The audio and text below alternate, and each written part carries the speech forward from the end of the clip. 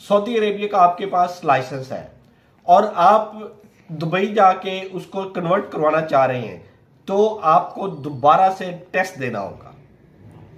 आप डायरेक्टली अपना लाइसेंस नहीं बनवा सकते। लेकिन वही लाइसेंस अगर किसी सऊदी नेशनल के पास है और वो दुबई जाके लाइसेंस कन्वर्ट करवाना चाह रहा है, तो बगैर टेस्ट के वो बंदा अपना वहां पे लाइसेंस कन्वर्ट करवा सकेगा।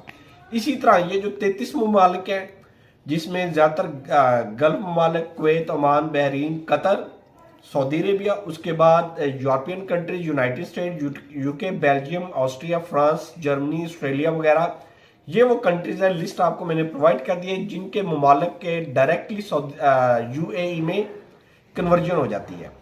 ज्यादातर वहां पे टूरिस्ट आते भी इन्हीं ममालिक से ही हैं, इंक्लूडिंग इंडिया और पाकिस्तान। लेकिन इंडिया और पाकिस्तानी लाइसेंस के ऊपर उनको परमिशन नहीं है, क्योंकि यहाँ पे करप्शन